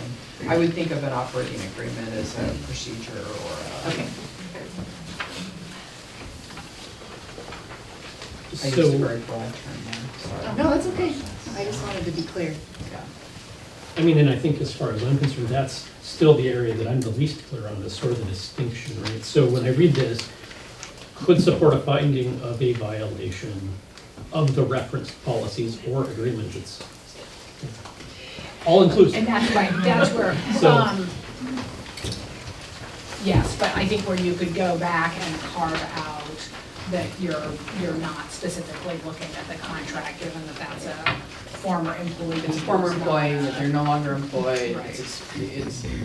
it's done in that sense. It's not something that is applicable and operational currently. And I know that the operating agreements aren't either, but at least it's a procedural, it's more of a policy or a process. That's something that was in place, it was a broader, I'm trying to think of a better way to describe the distinction. I'm trying to distinguish between, yeah, the obligation is different. It, as we pointed out, they are somewhat aspirational. While it's binding, it's not as binding as, say, a contractual provision would be. I mean, I'm just trying to kind of for me, the separate some of the. aspirational items, I could be rather easily convinced we could table. Mhm. I'm much more concerned personally with violations of contract or direct violations or stark violations of policy or working agreements and stuff. That's where I'm at. Again, selfishly, I'm in here and I'd like to understand those things, so. I was going to say, regarding the policy, we have, we're given these policies, and you've even mentioned there's a lot of them. You've been on the board a long time. Do you have them memorized? Probably not likely. Hopefully you don't ask me again. But what I'm saying is, if it's policy related too, that can change as well, that fluidity that's involved in the policy and how it's interpreted. So I think we do really need to narrow down if you're desiring that next step. Because some things, to me, the door has closed because things have changed. And I think as we move forward, how can we be stronger as a board not to do that again? And I see that more in training and understanding and clarity. That's at least where I'm coming from on this. And I'm just still struggling with how this looks different 2 months from now than it looks right now in terms of committing to revisiting and training and understanding. We have some general idea of what policies we're talking about here. That's not a mystery.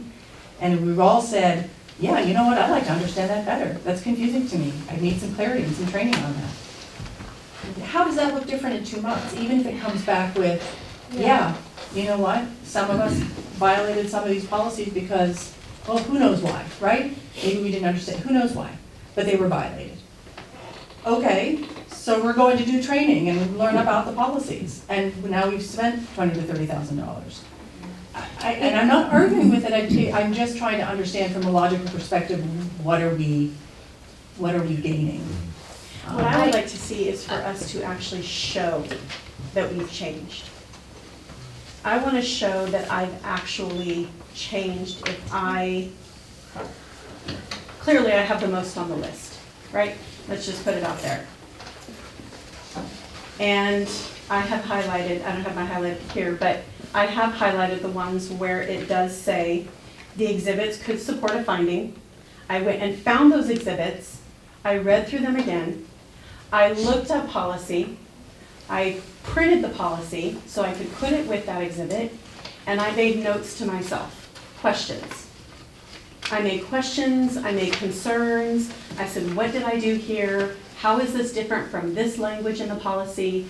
I have cover letters for every exhibit, for every one. And what I want to do is I want to show that I have learned and changed. That I can say, see this exhibit, and see this policy, or see this contract. This is what I'm not going to do, and I will prove it to you by my behavior. That's what I'm going to do. And that's the only way that the trust in, for some of you, in me, hopefully will change. Because anything else is not going to matter. But if I have that in front of me every time for anybody to see, to say, you know what, she has changed. She has, by showing her behavior 6 months from now, 8 months from now, 12 months from now, when we're going through a chain of a superintendent hire, when we're doing all of our things, the behavior is going to show that it's changed. That's the only way it's going to work. I mean, And so that's what I have at home right now. I have whatever's on here that has me, that Mrs. Patterson says, you know, the exhibits could support a finding. I have those ready to go. Ready to go. And I want to be able to specifically dissect that information and say, what happened here? Why couldn't I do this? Why could I do this? Why can some other people do this and we can't? Why can other governmental agencies not do this and we can? There's a lot of questions that are dissected out of those exhibits. yeah, I agree. And you know, and other things. So in my statement that I wanted to read, I have that in there. And I wanted to read it, so you knew what I was talking about. But almost everything that everyone has said here is in this statement. Almost everything. And so I guess that's the direction that I want to go, is to show the modified behavior. And if it doesn't change, then you take action. And if it doesn't change again, then you take more action. That's it. I think that I have no argument with the point. My main motivation in proceeding is so that I can understand some of that level of detail, and I'm not sure we're going to get that without going through this exercise. I'm not sure. I think we can get that going through training. If you have that, if you have your one item, isn't it one that has that language? If you have that one item, and we are talking to a training, whether that's from the Ethics Commission, whether that's from OSBA, whether it's from Public Records, whether it's from whomever we can get, ODE, whatever, that will be answered for you without paying more money out to get it done. And it will be done in public. It's not behind closed doors, it'll be done in public. And we will, and as far as I'm concerned, if we invite the public to the training, they learn with us. No argument. They learn with us. It's a collaboration. That's the healthiest way to move forward in my book. Because whatever comes out of it, whether there are violations or not, we've spent $15,000 to $20,000 and it's sitting there. Okay, well, what do we do now? Training. Let's get more training. That's what I'm concerned about. I mean, that's what we're gonna do anyway. Let's get more training. But if we don't have to get an investigator to spend $15,000 or $20,000, and we have the items in our hand at a meeting, at a training meeting, and we say, you know what, this is a potential, this is what Mrs. Patterson said. What does this mean? How does this work? That's done in public. And everybody's able to come here and watch that and learn from it. Right, I mean, I don't think it scales well, but I agree that could possibly happen. You have one thing, I have like 15. I only have 6, but. I only have 6 that are potential. But, well, anyway, you have one item. Do we spend $15,000 to $20,000 on one item? Do we spend $15,000 to $20,000 on one item? I think the answer is we wouldn't, because I don't think any one item would cost 15 to 20, but I get your But point. my right? point, but I don't think it's worth the money in the end, because we're gonna be right back where we are. Okay, we've got the report, we're gonna sit here again with another investigator. He or she is going to say, well, this is what I found. And we're gonna say, okay, what do we do next? Where do we go from here? Well, according to this, there's no violations or there's 4. Then what do we do? I would argue that's a good discussion to have once we know, but I mean, I stated publicly, and I'll state it again, if I violated Mr. Yeah, Belanda's contract, I'll send you myself. So I'm just gonna go on the record and say it. So that's. but we where don't I'm- have to have an official finding for someone to tell us that. We can have a trainer say, this is the policy, this is potentially what the exhibit said, this is what you need to do differently. I guess I disagree. but- I mean, I don't need an investigator to come and tell me again and spend $5 or $10 or whatever $1,000 to say that again, if that's the case. Mrs. Patterson has already given us information about this could be. Even if it's a yes or a no, even if it's a no, I still want to know, because Mrs. Patterson said, this could be. You might want to invest, you might want to look into it more. I'm still going to bring it up, and even if the educator says, you know, that's actually not a violation, actually, I'll say, oh, great, okay. But I learned from it, still. And even if that person says, you know what, actually, this is a violation, and this is what needs to be done differently, and don't do this again. And I'll publicly say it. I violated this, this is what happened, and from my behavior and the rest of board meetings, it's not gonna happen.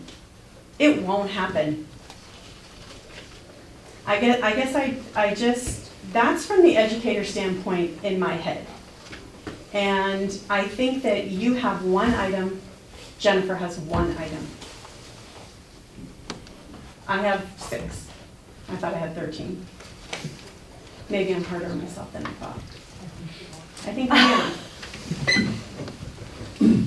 But that's not gonna change, what's gonna have to happen anyway is, okay, the investigator, after spending 10 grand, the investigator said these are 2 violations, okay, what do I do now? Well, I'm gonna say the same thing again.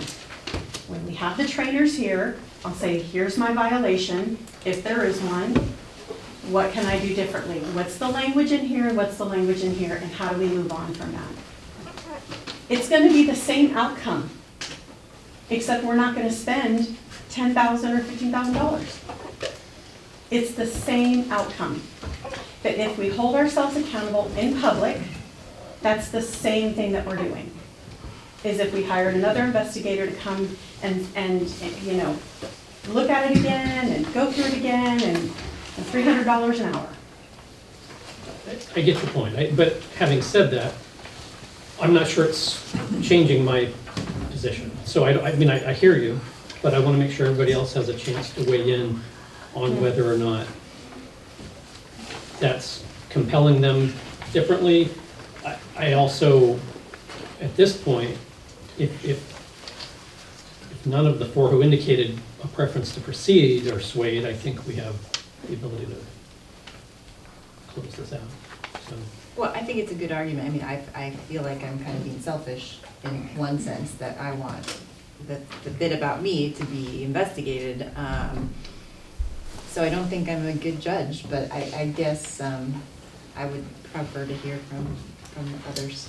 So at this point, because I know that Tom listed them, we're looking at 1 for Jennifer, 1 for Jonathan, and But we were in the process of removing some, and I don't know that we came down to a we number didn't after remove we them, and I think applied that- our criteria. I think that's needed. that. Do we have criteria? Well, I don't think we're agreed on the criteria. Right. I think, Yeah, because the contract was deemed irrelevant, that working agreement was not, so that's a bit of a. I would like Yeah. to defer to council on that, I because, think it was one. yeah, I'd like you to clarify. So, right, so I think if you were gonna proceed with more of an investigation, I think, I mean, it sounds like you want to look at the areas where I've indicated that I couldn't make a determination based on the face. Okay, we want more information. Then, because part of what I did not do is tie the allegation to a specific document. I think then that's part of what your investigator would do. One of the questions that I think is on the table is whether you want the investigator to look at what I'm gonna call policy or procedure, policy or your agreement documents, and the contract. And one of the ways to think about the contract is that the contract is done. And so anything that you learn from this, you can't go back and revise that contract, or Right, revise that exactly. agreement. Right. So that might be one way to think about, all right, how valuable is looking at a contract violation when that, or not. I mean, I don't wanna say that there was a contract violation, but that's done. What you learn in a further investigation from a policy or even a working agreement may be that there are opportunities to refine or improve those policies so you have clarity going forward. So that's just a thought, but, so I think that that's the question on the table now, is what are the potential Like what, governing if we were, documents if we you wanna were look at. to, on your behalf, go out and have somebody come and look at these, which documents, and I circled them, so I followed right along with you, Tom, so I have them all circled. Which documents would we hand to the individual who's gonna conduct this review for us, right?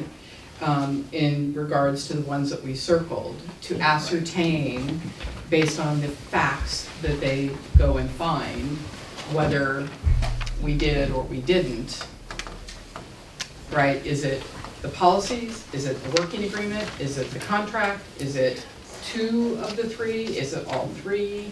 Is it one of those piles?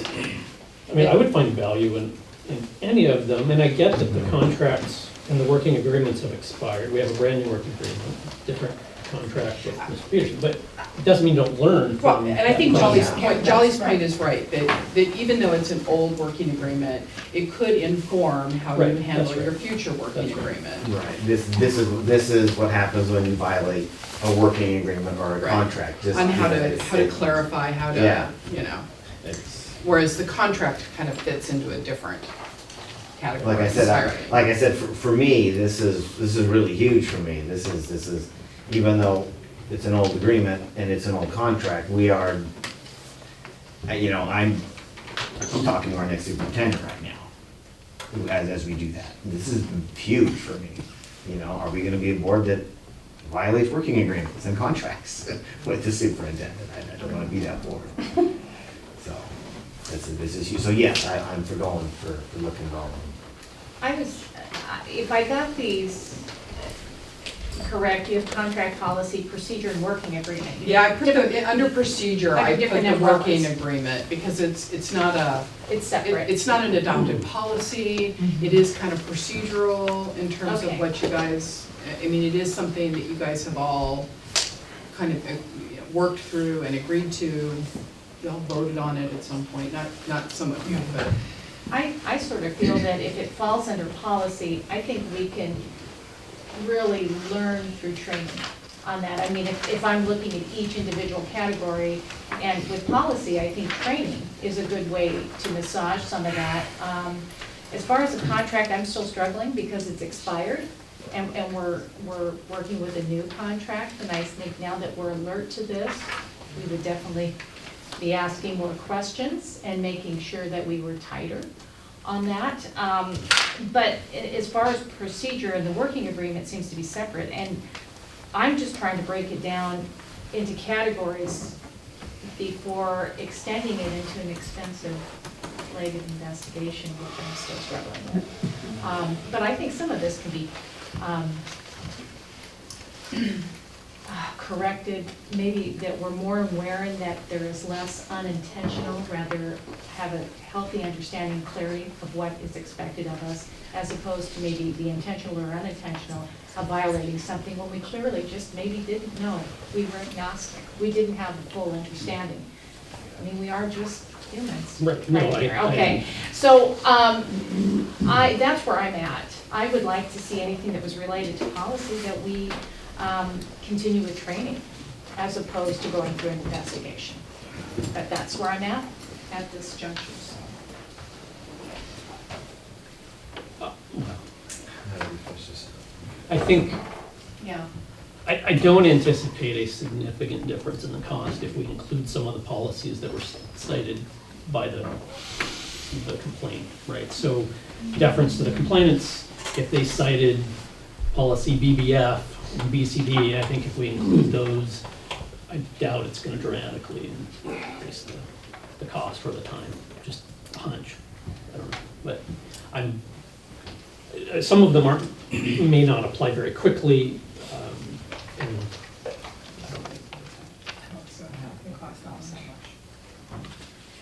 I think the questions are the questions are the questions, right? The only issue then is how does it apply to that policy and to that working agreement? So the advice is it's not gonna necessarily cost more to include the I policy. think both Jolly and I agree that I don't think that's a significant part of the cost of the investigation, Okay. so. And to that end, I'd rather just, if they cited a policy, let's do it, and let's look at it.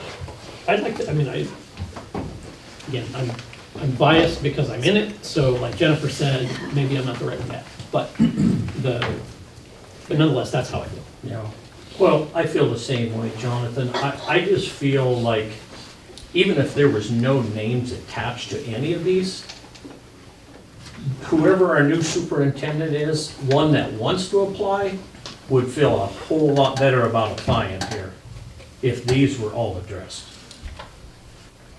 I can't argue your point, but it's true. Janet?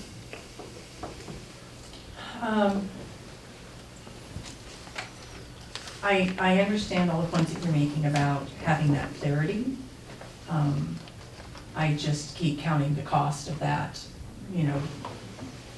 relative to just taking the action anyway. I agree with you, I want to go through all of that. I don't want to misstep, I want to make sure that we know what we're doing. I want to go through all of those things with a fine tooth comb and make sure that we've said that from the very beginning, that we wanted to be the board, we wanted to be that kind of a board, right? And so, I'm as committed to that as all of you. I just don't know that it's,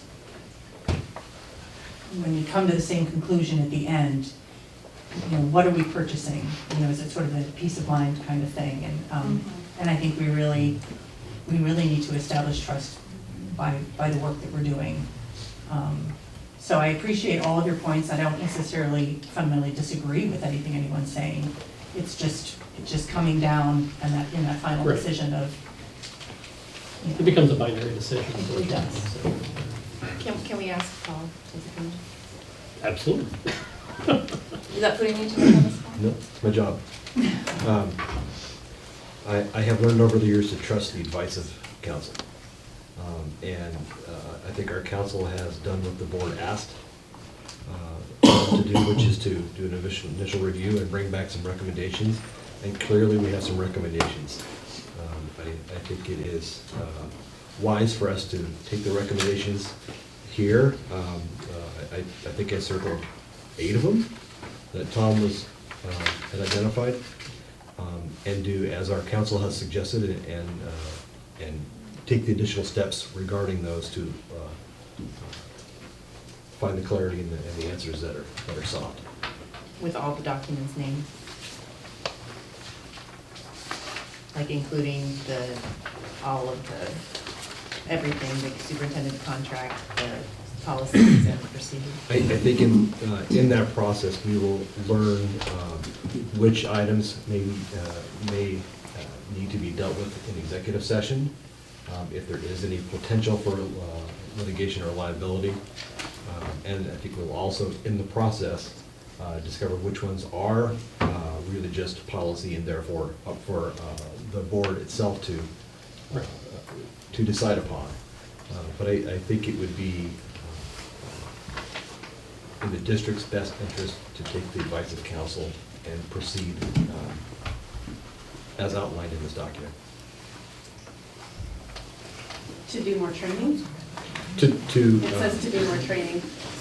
all of the above. With the, Yeah, it with, says to do more training.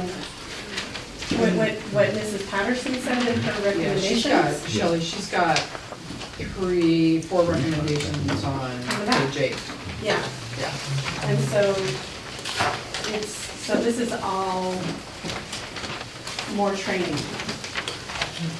It's not more investigation. Well, item 1 talks about that we might want to investigate the remaining allegation, Oh, I'm sorry, did I So- miss? Yeah, I didn't see that. And I just want to say, to your point, to your question, I'm not Oh. making a recommendation. The further steps would be a board decision. Right. So I'm just indicating what further steps could be. I do recommend training. I think everybody's on the same page about that. Right. sorry, I didn't mean to. No. put words in your mouth here. Oh, no. I just meant that I think ultimately that's a board decision. What my recommendations in here were where that might be appropriate to do a next step. And that was a discussion that happened before we engaged you, so that makes sense. That we knew that this would be the second. Well, that was a possibility. Right, The language in right, that. right. I'm sorry, Shelley, did you have a question? Yeah, I'm just wondering, do the more investigation or do more training? Where does it say? Number 1. Number 1, Second second sentence. Number 1, the second sentence, on the back page. Oh, okay. Second to last page. Oh, okay, I'm sorry, I was looking on the very Oh, no. back page. Third to last page. Not, there's a little thing. Yeah, there's a Okay, little there's bit. Okay.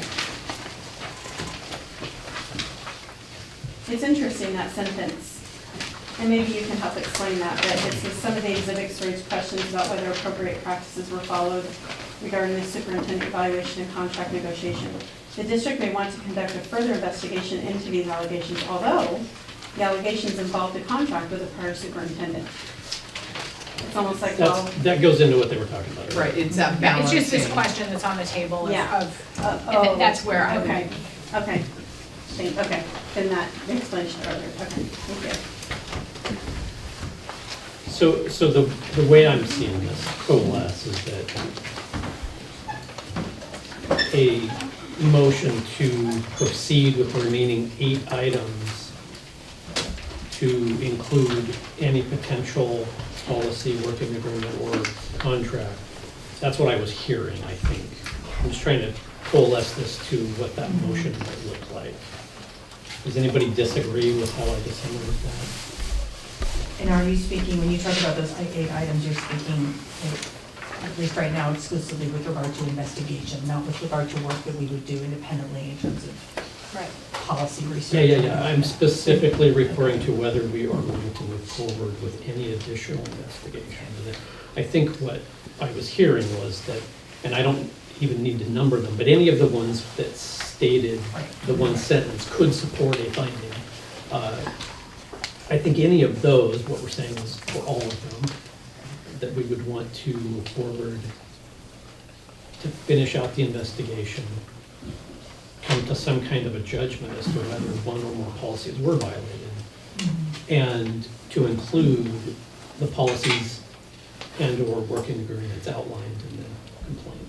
So to link the allegation to. Yeah, essentially, policy. right? I mean, I wouldn't want to exclude something, because again, I don't think it's gonna, I think the work involved is not likely going to be tremendously different whether they include or exclude BBF, right? I don't think that's it.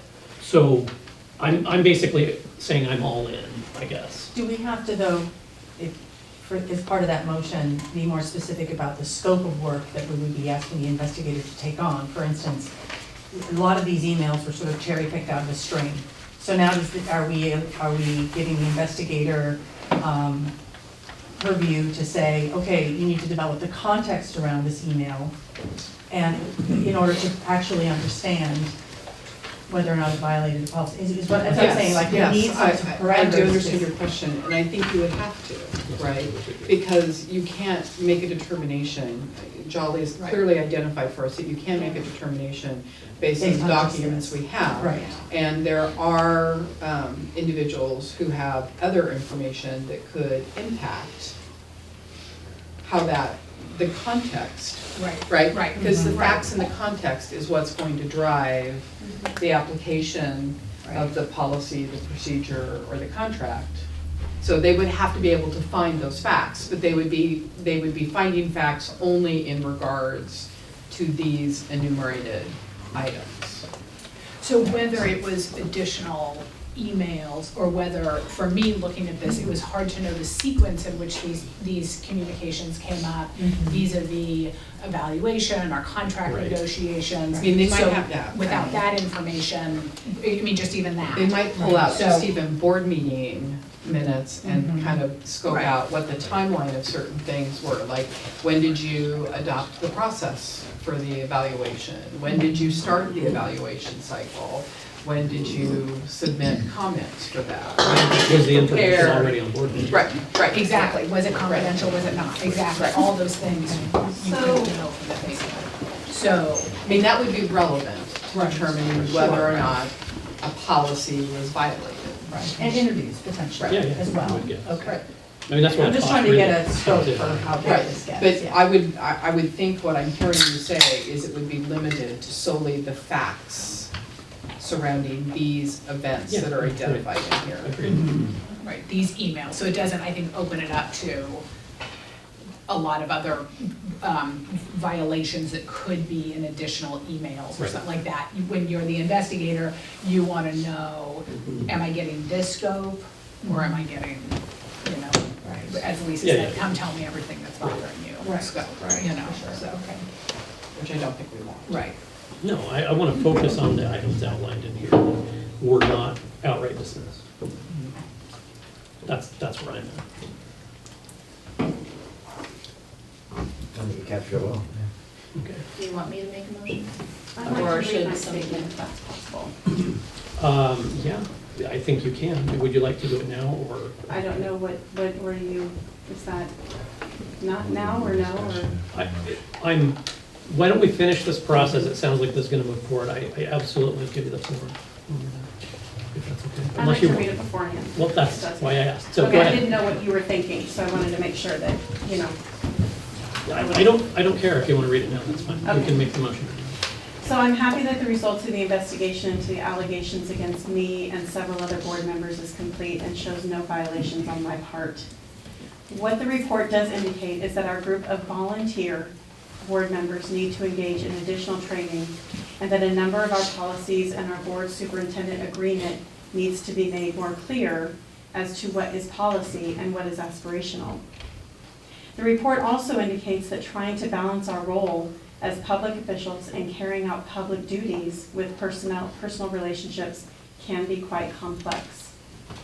I can report that the current board superintendent agreement was completed in a collaborative team effort between the board members, our superintendent, and assistant superintendent. We have also implemented monthly trainings from OSBA, and I'd like to propose that as a board, we reach out to the Oregon Ethics Commission, Public Records Ombudsman, and the Oregon Department of Education for more extensive training in these areas. I am also a big proponent of Jurassic Parliament training. That is a good and valuable outcome from this process. What is not a good or valuable outcome from this is the amount of money and time spent, the district has spent investigating allegations that have no merit. The complaints against me were grounded in the idea that as board members, we are not allowed to communicate about board policy, process, or practices with community members. I understand the confusion. Many governmental bodies cannot have what is called ex parte communications with community members about issues before the board. This is not so for the school board. In fact, we are not only allowed, but we are encouraged to reach out to community members to hear their concerns, opinions, and advice, and listen to multiple perspectives. What people will find in the emails sought by the complainants is my speaking about topics that are already part of the public record. This is why the investigator found no violation, and why the board, should they decide to further investigate, will find the same. With the report complete, it is time to move forward. We are here to help children in this community. We are here to make sure our schools are safe and nurturing as possible. We need to continue the process to hire a new permanent superintendent, solidify our bargaining agreement with Silver Falls Education Association, and work on securing Student Success Act funding, just to name a few of them.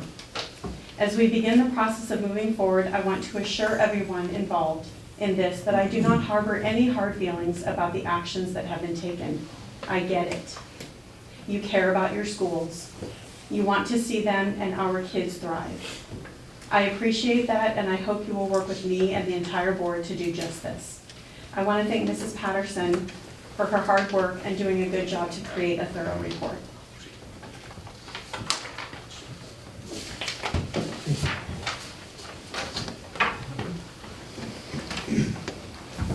So you'd ask. Is it appropriate for me to make a It motion? would be great. Or would it be better coming from one of these things? Doesn't matter. At this point. Or Yeah. It's gonna somebody take- in not front of, named. I think you are capturing the details better than I would. I think your memory is better to do longer meetings than mine, so I would appreciate if you would.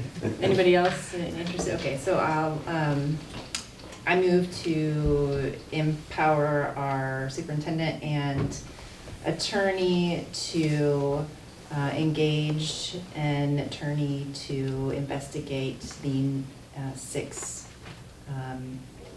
outlined allegations. I think it was 8, but. Oh, 8. How about if you just don't put a number to it and just say. Just the ones outlined that- allegations. Yeah. That way we don't have to worry about if we count it right. Not excluding, I would add, not excluding any particular policy or contract. Remember, we said it was all in, basically, but, Yeah, I guess I trust. yeah, Yeah, I do It's too. going to, I just wanted to it's make going sure. to look at policy, working agreements, and, yes.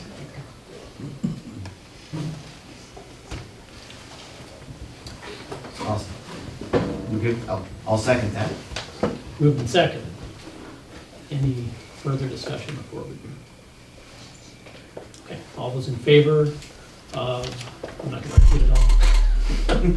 Signify by saying aye. Aye. Opposed? Aye. Nay. Nay. Okay, ayes have it, 4-3. I do want to say that I appreciate everybody's input. Yeah, me too. Yes, thank you. With that, was there any additional course of action that we need to discuss tonight? I have 2 housekeeping questions, and I hope this doesn't constitute a surprise, because I haven't spoken to anybody about it. We received 2 requests recently. One was the letter from the Evergreen School community. And then the other one was from a budget committee applicant. And I just didn't know where we were at as far as a response from the team, being you, being the leader, or what the procedure is if we want to respond individually. So that's my question. I didn't receive a letter from a budget committee applicant. Or email? Email. It would I have been 4 or 5 weeks ago or 6 Yeah. weeks ago. I can look back and look at that, and I'll confirm with Jonathan. I mean, I think that's Jonathan's role to speak for the And board. I- And if it feels like it needs something, that needs to rise to something Right. for all of us. And this will be something that would actually be wise for us to talk about, because it's something I'm not well versed in. So I did respond in that particular instance. But it was a very specific question that the applicant had asked. And so I felt I could only respond as an individual board member, so I responded myself to them and stated very clearly I was responding as an individual board member. But we all received it, so you could have all responded, I think, individually should you have chosen to. Okay, I just didn't know the protocol, so. I Well, was- that's a great question. I'm not sure I know it either, so I'm telling you what I did, and we can, I guess, discuss whether that was what we want me to do in the future. Yeah, I don't know what you're supposed to do, you know, I always try to respond to every, you know, I would respond, but everybody better reply all. And I often, believe and that often, that's what I normally do. Yeah. But I don't know if that's what you're supposed to I think the chair can with a response like that. because you're speaking for the board. It's a great topic for Yeah, it is. upper Yeah. and we could sort that out in Yeah. a different discussion. Yeah. I'm But- happy to do some of that Thanks work. for bringing that up, and flesh it out. By all means, we should make sure we get it cleared up, and I would add, if there's ever anything you think I just missed, which is entirely possible, just shoot me an email. Yeah, same here. Try to- Can you forward me that email? I will try to remember. You should probably have it, but I'll. Okay. Okay? With that, barring anybody else having anything else, meeting is adjourned.